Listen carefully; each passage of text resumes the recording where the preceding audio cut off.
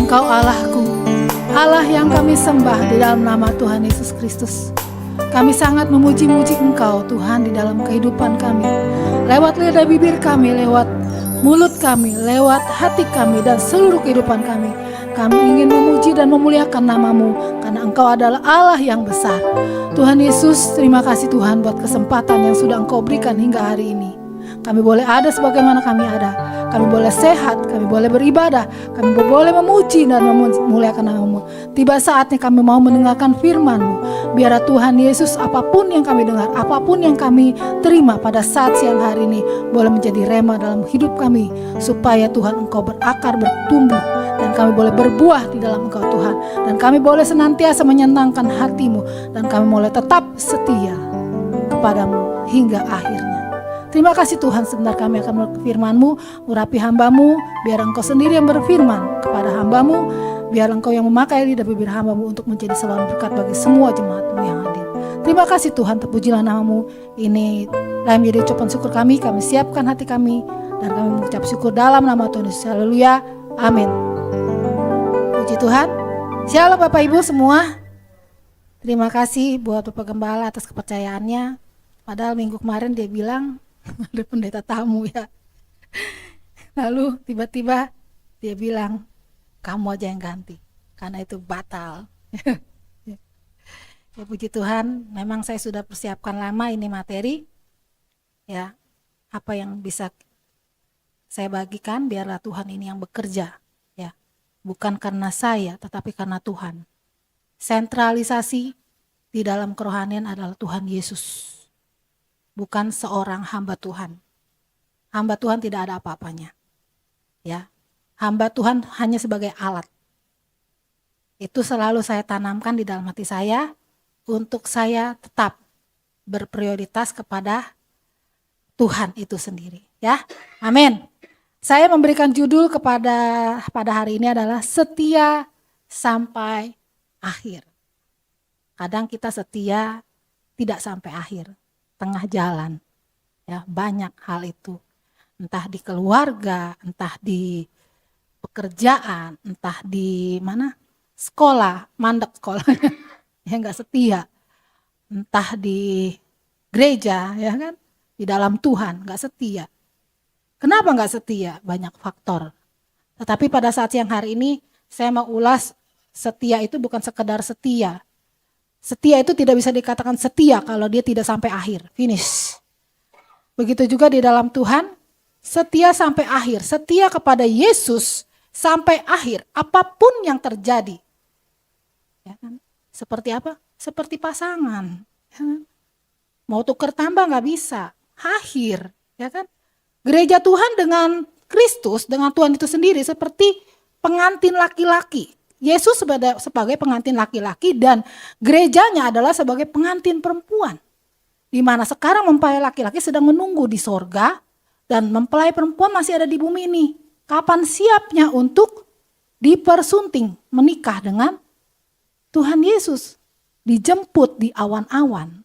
Seperti minggu lalu kita sudah dengar mengenai adalah gereja yang sempurna. Kalau perempuannya masih ingusan, aduh mama, kok masih ngikut mama melulu, ya kan? Gak bisa jadi seorang pengantin perempuan yang dewasa, ya kan? Begitu juga, kenapa kita harus seperti itu? Arti kata setia, itu saya tidak ada di multimedia, ini saya spontan aja. Setia menurut Kamus Besar Bahasa Indonesia, artinya berpegang teguh pada janji atau pendirian, tidak goyah, patuh dan taat. Walau berat menjalankannya. Seperti di rumah tangga pun sama seperti itu. Berat nggak? Berat. Satu karakternya begini, satu karakternya gitu. Apalagi yang satu karakternya kolerik. Aduh berat sekali tuh. Yang pasangannya melankolis. Wah nangis terus. Tetapi bagaimana? Harus jalan. Setia. Aduh Tuhan, saya gak bisa Tuhan. Tuhan kenapa engkau kasih saya suami seperti ini? Tuhan kenapa engkau kasih saya istri seperti ini? Kalau saya mau komplain, Tuhan kenapa saya dikasih istri seperti Pak Kem? Ya suami seperti Pak Kem. Ya kan, just kidding ya. Kenapa? Mungkin waktu di pacaran kita nggak tahu, tetapi ketika sudah masuk dalam rumah tangga baru tahu. Ya. Ayo, bapak-bapak, ibu-ibu sudah tahu. Bahwa pacaran belum tahu aslinya ya, dia ngoroknya, dia berantakannya, dia judesnya, apa segala macam. Tetapi Tuhan mau kita setia. Berat, tetapi bagaimana kita melepaskan ego. Itu yang penting, egonya dilepas. Kalau masih ego nggak bisa, mendingan lajang aja, gak usah menikah. Oke? Itu begitu juga dengan Tuhan dengan gerejanya. Tuhan setia membimbing kita, tetapi kita senantiasa tidak mau, saya masih kedagingan nih, masih mau yang hura-hura, bla bla bla ya. Nggak mau taat, masih suka bohong, masih suka dan lain-lain. Tetapi Tuhan mau kita setia. Kita buka ayat topik yang pertama, di Matius 24 ayat 13. Ada, ya. Ayat temanya itu ini ya. Matius 24 ayat 13 dikatakan, tetapi orang yang bertahan sampai pada kesudahannya akan apa? Selamat. Tetapi orang yang menggantung tidak sampai kesudahannya akan kebalikannya, tidak akan selamat. Ya. Tetapi di sini kita buka ya, saya lihat topik perikop di atas di sini adalah di ayat ini adalah bagaimana ada permulaan penderitaan. Ini ayat Matius 24 ini adalah pasal di mana Tuhan Yesus mengajar anak murid-muridnya tentang nantinya dia akan pergi, dia akan datang kembali yang kedua. Ya, di sini ada ayat yang terakhir, ayat 14 dikatakan, dan Injil ini akan diberitakan di seluruh dunia, menjadi kesaksian bagi semua bangsa. Sesudah itu barulah tiba kesudahannya. Setelah Injil diberitakan, barulah terjadinya kiamat. Kedatangan Tuhan yang kedua kali. Sebelum itu, sebelum Tuhan datang kali yang kedua, ada tanda-tanda yang Tuhan berikan. Supaya kita berjaga-jaga. Enggak tiba-tiba dia datang seperti pencuri, tapi ada tanda. Di pasal 24 ini seluruhnya, dari ayat 3 itu dikatakan ada 6 tanda. Saya kemarin ngajar di remaja, 6 tanda kedatangan Yesus. Kita sepintas dulu ya. Benar nggak? Coba pikir-pikir. Benar nggak tandanya? Yang pertama adalah nabi palsu bermunculan, ayat 4-5. Ya. Waspadalah supaya jangan ada orang yang menyesatkan kamu, sebab banyak orang akan datang dengan memakai namaku dan berkata, akulah Mesias. Dan mereka akan menyesatkan banyak orang. Menyesatkan banyak orang. Banyak sekarang nabi palsu. Akulah nabi, akulah rasul, aku bernubuat. Hai kamu, waktu saya di gereja lama GKS sih, nubuat terus isinya, tapi ayat Alkitab yang dicuplik. Nubuat itu bukan ayat Alkitab yang dikutip, tetapi ada Tuhan menggerakkan seseorang yang Tuhan pakai karunia dengan karunia. Dan ada orang lain yang mengartikannya, orang yang berbeda. Dan roh itu tertib, tidak berisik semua. Ketika Tuhan memakai satu orang, semua akan diam, akan memasang telinganya. Tidak saling berlomba untuk bahasa lidah. Itu nubuat, ada yang artikan. Ya, karena Tuhan berfirman, ini banyak nabi palsu, sudah banyak. Makanya kita hati-hati. Yang kedua, kita nggak bahas ini sepenuhnya. Yang kedua adalah perang. Ayat 6 dan 7. Kamu akan mendengar deru perang dan kabar-kabar tentang perang. Namun berawas-awaslah, jangan kamu gelisah. Sebab semuanya itu harus terjadi, tetapi itu belum kesudahannya. Perang. Ya. Dampak perang adalah kelaparan. Ya.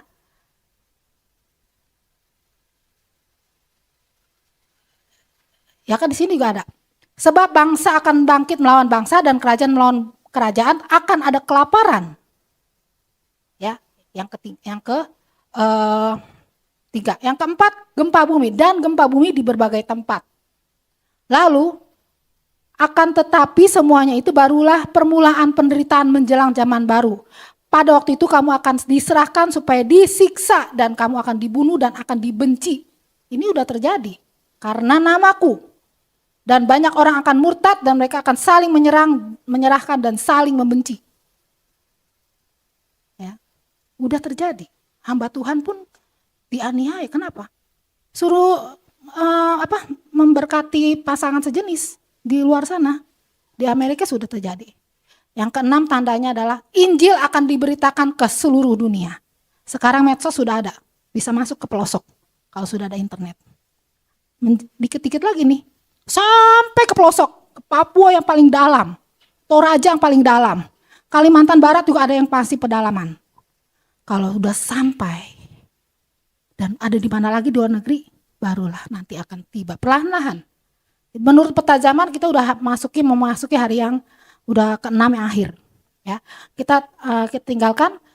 Tetapi bagaimana sikap kita?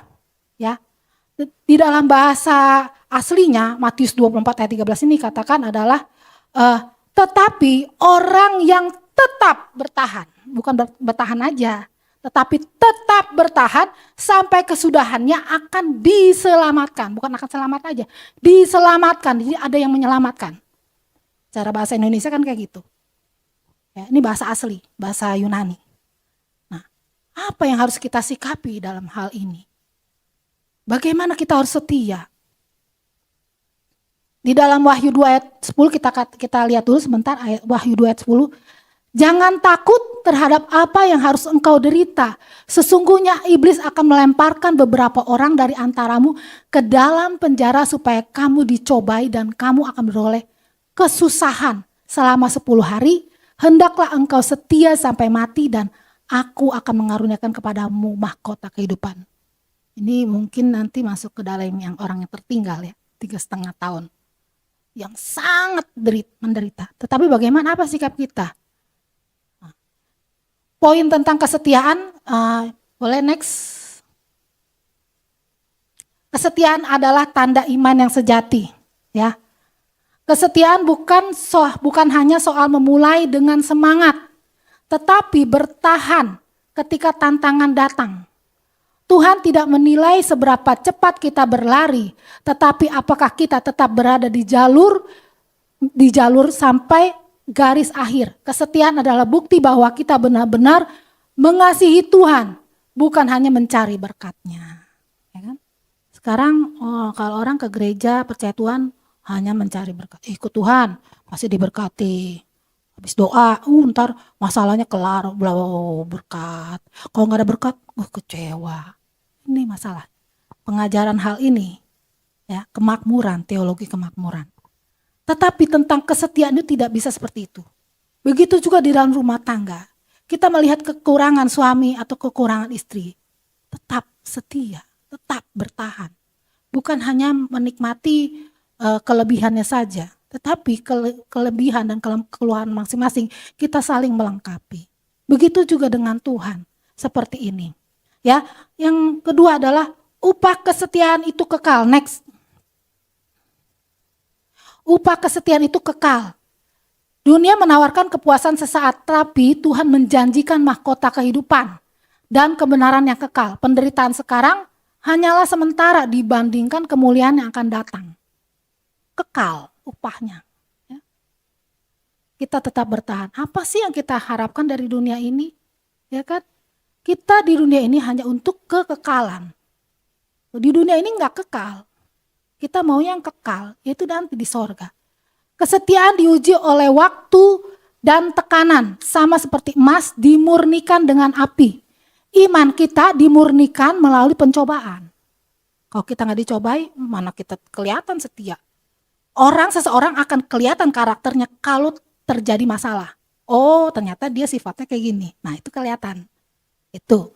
Ya kan, dicobai, penganiayaan dan masa penantian.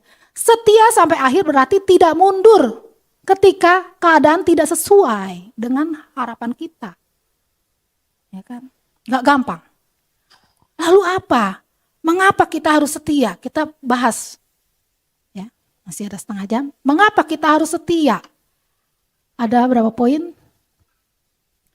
Di sini ada 3 poin. Tapi saya di sini tiba-tiba muncul tadi ide.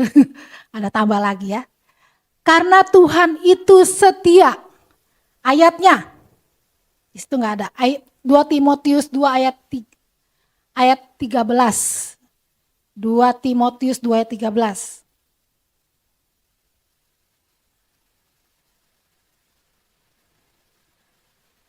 Jika kita tidak setia, dia tetap setia. Tuhan itu setia. Karena dia tidak dapat menyangkal dirinya.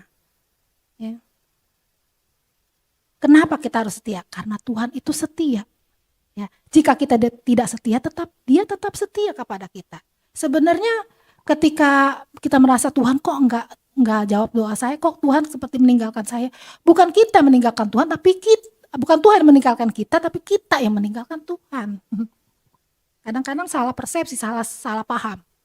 Yang kedua, ya kan ayatnya. Yang kedua, karena mencerminkan sifat-sifat Tuhan. Tuh, dia memanggil kita untuk mencerminkan sifatnya. Ya tadi tuh sifatnya sama ayatnya ya. Dia adalah Allah yang setia. Kan ada lagu, Kau Allah yang setia. Ya kan gitu ada. Yang ketiga, kesetiaan membuka jalan bagi Tuhan untuk bekerja di dalam kita leluasa. Kalau kita setia dan kita nggak sanggup, Tuhan tolong saya tidak bisa setia ini. Bagaimana Tuhan? Saya tidak sanggup menjalani semuanya ini. Tuhan bisa menolong. Makanya kita selalu minta pertolongan Tuhan. Ya kan? Tuhan yang mampukan. Kita tidak bisa melakukan kesetiaan dengan kekuatan kita. Manusia itu tipe-tipenya lari. Ya, tidak mau bertanggung jawab. Banyak manusia seperti itu. Ya, saya tambahkan lagi. Karena kesetiaan itu adalah merupakan buah Roh Kudus. Galatia 5 ayat 22. Karena merupakan buah Roh Kudus. Ya. Boleh kita buka lagi Galatia 5 ayat 22. Sudah ayat hafalan.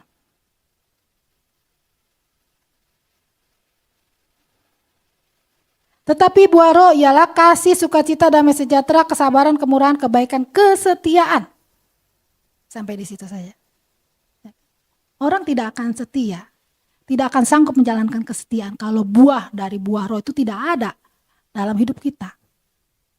Makanya kita kemarin baru 10 hari doa pencurahan Roh Kudus, kita harus minta. Kalau udah selesai 10 hari, terus nggak apa-apa, jalankan sendiri di rumah masing-masing. Yang 10 hari ini kita hanya memperingati dan dibimbing oleh gereja. Tetapi selanjutnya kalau misalnya belum, minta dengan penuh kerinduan. Hidup dalam pertobatan. Selalu ingin hidup kudus di hadapan Tuhan. Tuhan mampukan. Tuhan yang penting jangan pakai jimat. Itu udah kalau pakai jimat harus pelepasan dulu. Ya. Nah, hanya Roh Kudus yang mampu membuat kita mengeluarkan buah roh kesetiaan. Ya kan? Kenapa kita harus setia? Karena buah roh itu setia. Ada kesetiaan. Ya. Yang terakhir, karena dia adalah kepala tubuh atau gereja. Kita anggotanya. Masa kita nggak setia sama kepalanya? Nanti mau jalan sendiri. Ya kan? Aneh dong. Efesus 5 ayat 23. Kita buka Efesus 5 ayat 23. Banyak, Ibu Ria banyak ayat ya. Sekali. Karena suami adalah kepala istri sama seperti Kristus adalah kepala jemaat. Dialah yang menyelamatkan tubuh. Kristus kepala jemaat. Kita jemaatnya harus setia. Kalau kita nggak setia, kocar kacir. Kepalanya di mana ya kan kita nggak lihat. Itu. Dan yang ketiga dikatakan juga untuk membuka jalan bagi Tuhan untuk bekerja dalam hidup kita. Lewat Roh Kudus, Tuhan bisa bekerja. Amin. Itu kenapa kita harus setia. 5 poin. Lalu apa yang menggoyangkan kesetiaan kita? Kekecewaan. Banyak orang kecewa dengan hidupnya. Banyak orang yang kecewa dengan orang lain. Banyak orang kecewa dengan hamba Tuhan. Tapi hati-hati. Jangan engkau kecewa kepada Tuhan. Kecewa sama manusia boleh. Tapi itu jangan menjadi akar pahit. Karena ketika akan menjadi akar pahit, itu merusak. Merusak kerohanian kita. Kita tidak akan bertumbuh dan kita akan menjadi kerdil. Kalau hamba Tuhan melakukan kesalahan, biarkan. Itu urusan dia dengan Tuhan. Dulu saya diajarin sama gembala saya, jangan kamu mengkritik hamba Tuhan. Oke. Jangan sekali-sekali mengkritik hamba Tuhan. Biarkan hamba Tuhan itu urusan dengan Tuhan. Karena dia tahu firman. Tapi nggak tahu kalau hamba Tuhan yang jadi-jadian. Karena sekarang banyak yang jadi-jadian. Tiba-tiba jadilah pendeta. Jadilah. Jadi kayak sulap. Wah, jadilah. Tidak melewati proses. Itu yang menjadi batu sandungan. Tetapi itu Tuhan izinkan untuk menjadi membuat kita tadi di tes kesetiaan kita. Setia enggak? Makanya jangan jadi jemaat yang suka berkeliling gereja, GKJ. Waduh, repot kalau kayak gitu. YouTube semua dibuka. Nah, kita nggak bisa saring. Makanya kita butuhnya bergereja lokal supaya apa? Kita tahu poin penting yang memang alkitabiah, bukan yang buat-buatan. Karena banyak orang menjadi hamba Tuhan hanya untuk pamor diri, untuk kepentingan sendiri. Akunya gede, inilah aku, hamba Tuhan, pendeta. Kalau nggak disebut pendeta, aduh egonya terkikis. Saya mau disebut pendeta atau enggak bodo amat. Yang penting saya melayani Tuhan, itu aja poin saya. Ya kan, kita belajar untuk kerendahan hati, gak gampang. Tetapi itulah yang dikatakan kekecewaan. Makanya jangan pernah kecewa, biarin aja dia berbuat salah, bodo amat urusan. Yang penting saya gak berdosa, hati saya benar di hadapan Tuhan. Ya, kita belajar seperti itu. Yang kedua, penderitaan. Penderitaan apa? Penderitaan sebagai anak Tuhan.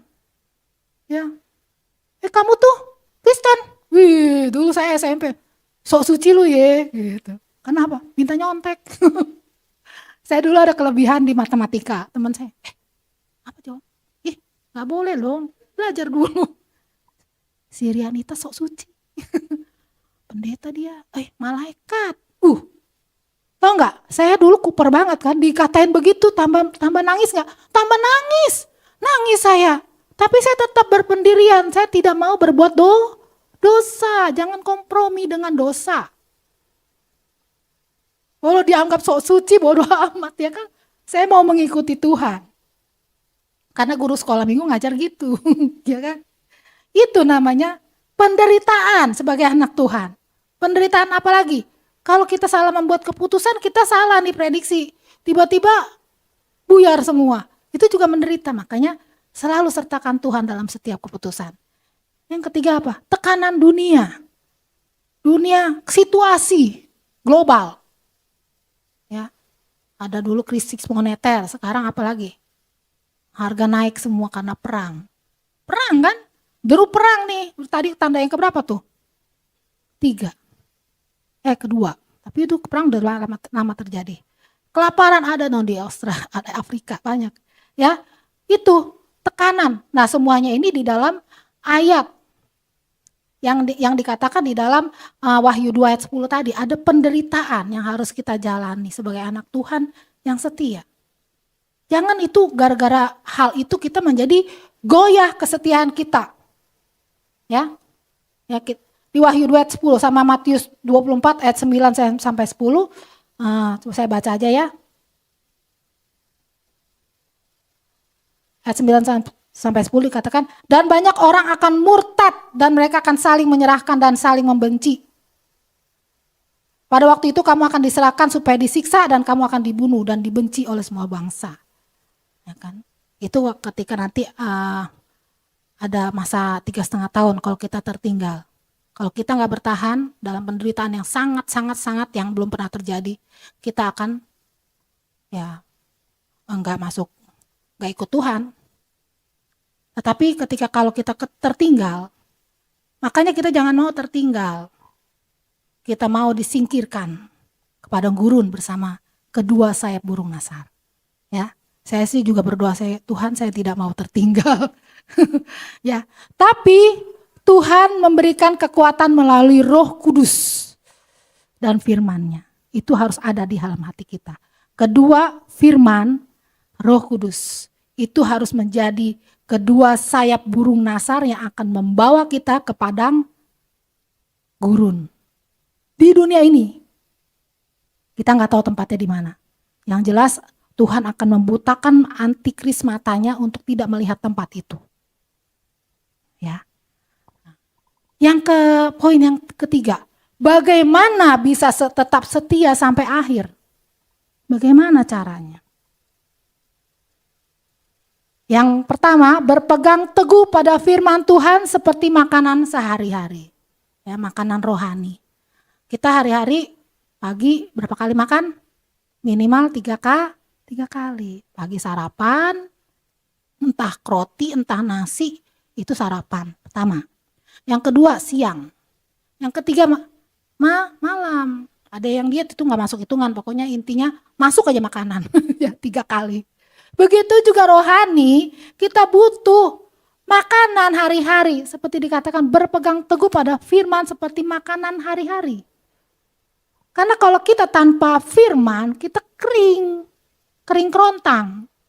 Cukup baca ayat, nggak apa-apa, saya nggak bisa 1 pasal, ya nggak apa-apa, 1 ayat aja nggak apa-apa. Makanya saya wajibkan anak-anak sekolah minggu, hafal ayat ya, hafalan minggu ini untuk minggu depan ditanyain. Kalau hafal, dapat stiker, nanti entah saya pengen bikin rewardnya. Yang hafal dalam per 3 bulan atau per 6 bulan. Ya. Supaya apa? Anak-anak ini terbiasa menghafal ayat. Dan ayat itu ada di dalam hatinya. Nah, itu. Yang kedua adalah, kita buka dulu di dalam Ibrani 10 ayat 13. Berpegang teguh pada firman.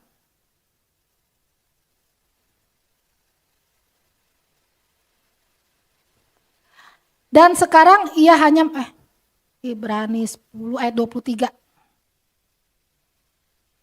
Karena itu marilah kita menghadap Allah dengan hati yang tulus ikhlas dan keyakinan iman yang teguh, oleh karena hati kita telah dibersihkan dari hati nurani yang jahat.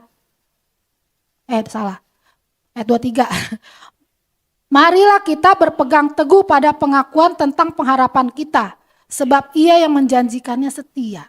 Ya, berpegang teguh pada pengakuan tentang pengharapan kita kepada Tuhan. Dia yang menjanjikan itu setia. Jadi pada firman, setiap firman yang diberitakan oleh dia. Ya. Yang kedua, bagaimana kita bisa setia sampai akhir? Hidup dalam persekutuan dengan orang percaya. Ya, untuk saling menguatkan. Ya, karena 1 Korintus 15 ayat 33 dikatakan adalah bahwa pergaulan yang buruk merusak kebiasaan yang baik. Hidup dalam persekutuan dengan sesama orang percaya. Ibrani tadi ayat 24-nya sampai 25. Dan marilah kita saling memperhatikan supaya kita saling mendorong dalam kasih dan dalam pekerjaan baik. Kita saling memperhatikan. Makanya di sini semua jemaat, kalau ada beberapa minggu yang udah nggak datang, saya WA. Gimana kabarnya? Lagi kenapa? Ya ada yang respon, ada yang tidak respon. Ya nggak masalah. Yang penting saya follow up, tanya kabarnya. Ya. Janganlah kita menjauhkan diri dari pertemuan-pertemuan ibadah kita seperti dibiasakan oleh beberapa orang. Di Alkitab sudah ditulis sebetulnya dari zaman dulu. Ya. Tetapi marilah kita saling menasihati dan semakin giat melakukannya menjelang hari Tuhan yang mendekat. Jangan membiasakan diri untuk menghindari pertemuan ibadah. Tetapi kita saling melakukannya semakin giat menjelang hari Tuhan. Sekarang 2024, 2025, 2026, 2027, 28, 29, 30. Setiap peta zaman tuh 2000 tahun. 2000 tahun. Zaman roh, zaman bapak, zaman anak. Zaman bapak, zaman anak, zaman roh. Zaman roh itu sekarang ini 2000 tahun. Dari tahun setelah Yesus disalibkan itu zaman roh. Mulai start Yesus naik ke surga, pencurahan Roh Kudus itu zaman roh. Tuhan Yesus wafat tahun 2001, tahun berapa? 30 apa? 33 tahun dia melayani Tuhan. Ya. Intinya dia mungkin 33,5 dia sudah Tuhan disalibkan, ditambah 2000. Ya, kira-kira 2033. Itu perkiraan. Bisa lebih, bisa kurang. Tetapi biarlah kita tetap setia. Ya. Jangan seperti orang-orang menjauhkan diri dari pertemuan-pertemuan ibadah. Makanya kita di sini bisa saling menasihati, ya. Lalu next, ya. Yang ketiga adalah bagaimana kita bisa setia sampai akhir, fokus pada upah yang kekal. Wahyu 2 ayat 10. Sebab, boleh, nah Wahyu 2. Oh yang pertama tadi, yang slide yang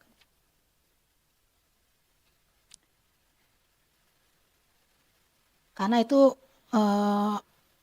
saya ada tambahan ayat, makanya agak enggak di situ fokus di situ. Wahyu 2 ayat 10 yang tadi kita baca yang ayat yang kedua.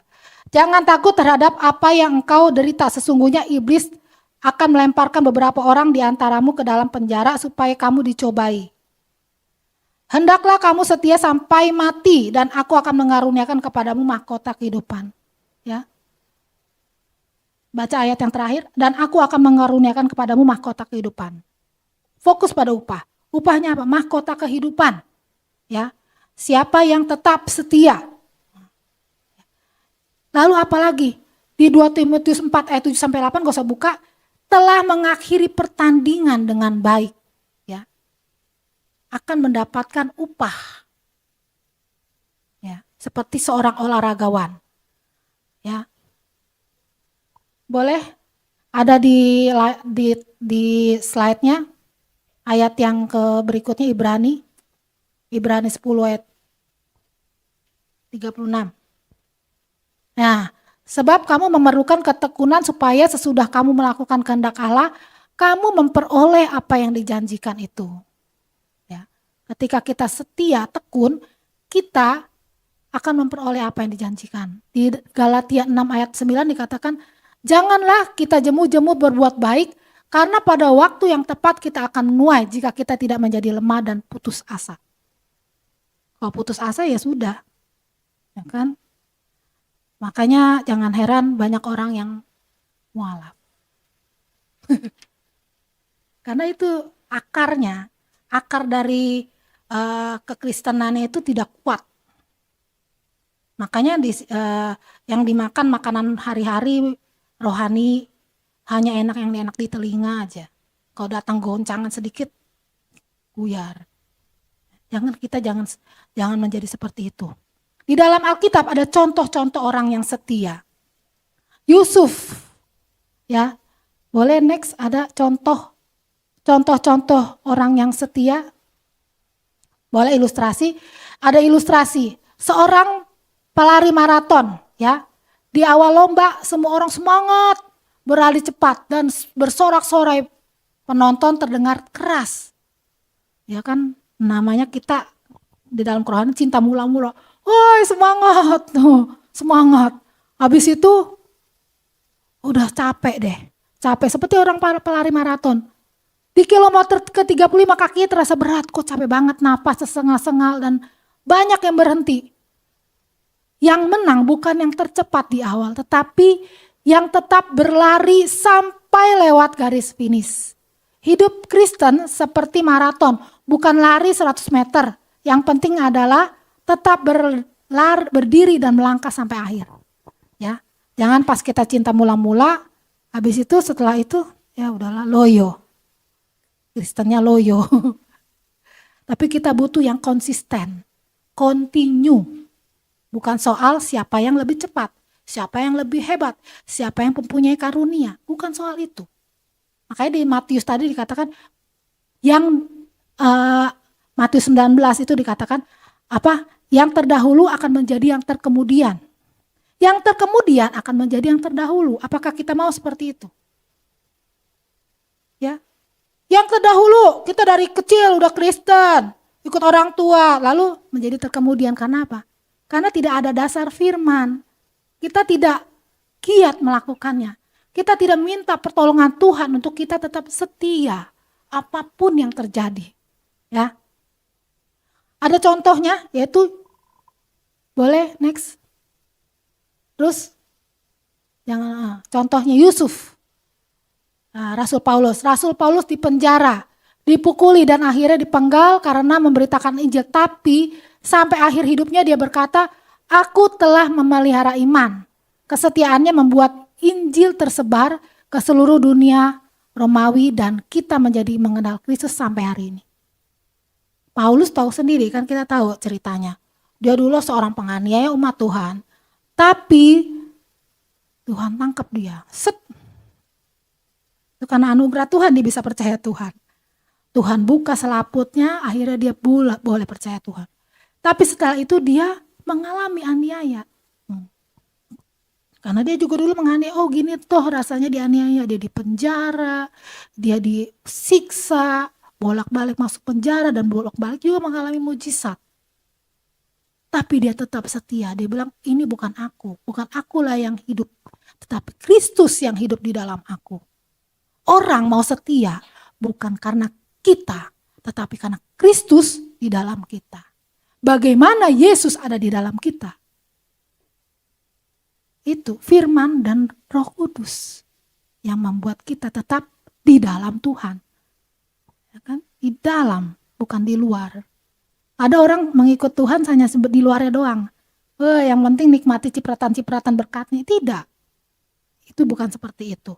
Yang kedua adalah contoh daripada Yusuf.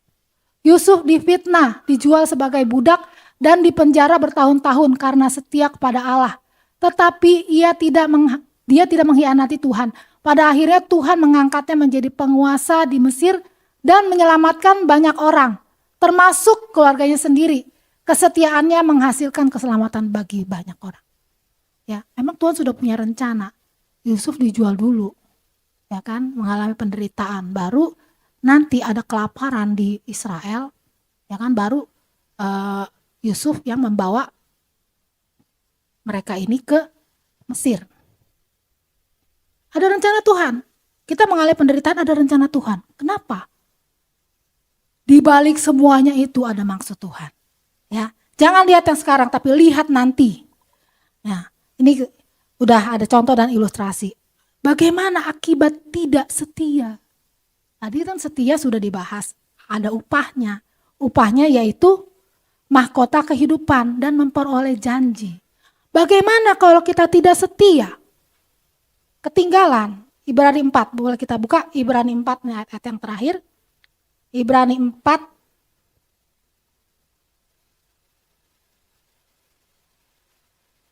ayat 1 sampai 6. Sebab itu baiklah kita waspada supaya jangan ada orang di antara kamu yang dianggap ketinggalan. Sekalipun janji akan masuk ke dalam perhentiannya masih berlaku. Karena kepada kita diberitakan juga kabar kesukaan sama seperti kepada mereka. Tetapi firman pemberitaan itu tidak berguna bagi mereka. Karena tidak bertumbuh bersama-sama oleh iman dengan mereka yang mendengarnya. Tidak tumbuh, ada orang yang tidak tumbuh. Sebab kita yang beriman akan masuk ke tempat perhentian seperti yang ia katakan. Sehingga aku bersumpah dalam murkaku mereka takkan masuk ke tempat perhentianku. Sekalipun pekerjaannya sudah diselesaikan sejak dunia dijadikan. Sebab tentang hari ketujuh pernah dikatakan di dalam suatu nas, dan Allah berhenti pada hari ketujuh dari segala pekerjaannya. Dan dalam nas itu kita baca mereka tak akan masuk ke dalam tempat perhentianku. Jadi sudah jelas bahwa sejumlah orang akan masuk ke tempat perhentian itu. Sedangkan mereka yang kepadanya lebih dahulu diberitakan kabar kesukaan itu tidak masuk karena ketidaktaatan mereka. Seperti bangsa Mesir. Tidak masuk. Yang tua-tua tinggal zaman yang Yosua. Generasi Yosua dan Kaleb masuk. Ya kan? Karena mereka setia. Oh itu orangnya raksasa semua, kita gak bakalan bisa kalah. 10 suku mengatakan itu. Ya kan? 10 orang, 10 pengintai. Tapi yang 2 orang ini Tidak, Allah itu Allah berserta kita, Allah yang besar, bisa mengalahkan mereka raksasa pun sekalipun. Masuk ke tempat perhentian. Ya. Biarlah kita, ini akibat ketinggalan. Kalau kita nggak setia, ibadah Senin Kamis pakai napas di ICU. Entar napas, entar enggak, entar napas, entar enggak. Kristen Natal, Kristen Paskah. Nah, akibatnya adalah menjadi yang terakhir. Matius 19 ayat 20, ya, ayat 30 dan Matius 20 ayat 16. Kita nggak usah buka. Yang terdahulu akan menjadi terakhir. Ya. Yang ketiga adalah mati. Kita akan mati. Di 1 Tawarik 10 ayat 13-14 itu adalah cerita bagaimana Saul mati. Karena dia telah berubah setia, dia beralih imannya kepada petenung-petenung. Dia minta petunjuk kepada dukun. Mati Saulnya. Lalu yang keempat ada penderitaan yang dalam. Israel mengalami pembuangan ke Babel. Karena berubah setia. Tidak menyembah Tuhan tetapi menyembah berhala. Ya, itu akibatnya. Yang terakhir penutup, boleh slide-nya. Kesetiaan sampai akhir bukan hasil kekuatan kita sendiri, tapi hasil dari anugerah Tuhan yang memampukan kita. Mari kita minta Tuhan memberikan kita hati yang teguh, supaya ketika badai datang, kita tetap berdiri di atas batu karang. Ya. Hanya Roh Kudus yang memampukan kita. Buah roh yang muncul ketika Roh Kudus memenuhi kita. Ya. Saya dan Bapak Gembala rindu jemaat di sini boleh bertumbuh. Jemaat di sini tetap setia apapun yang terjadi. Biar kita mau melihat keadaan kita masing-masing. Kami cukup mendoakan. Kami cukup meminta apa yang harus menjadi kebutuhan di sini kami selalu upayakan untuk memberikan firman yang menguatkan. Ya. Kesetiaan, setia sampai akhir. Mau menjadi orang yang tersingkir sebelum masa aniaya itu datang atau mau menjadi orang yang tertinggal. Ya, kita akan menghadapi lagi penderitaan yang berikutnya. Yang belum pernah ada di dunia ini terjadi. Itu sudah firman. Perang deru perang di mana-mana sekarang sudah makin gencar. Harga semua naik. Ya, karena saya bekerja saya juga tahu akhirnya dan ngalamin. Naik semua. Semakin susah, tetapi ingat, yang di dalam Tuhan, Tuhan tidak pernah kekurangan cara untuk memberkati. Kalau kita setia. Amin? Amin. Biarlah kita firman Tuhan ini saya tidak panjangkan, kita mau menaikkan pujian.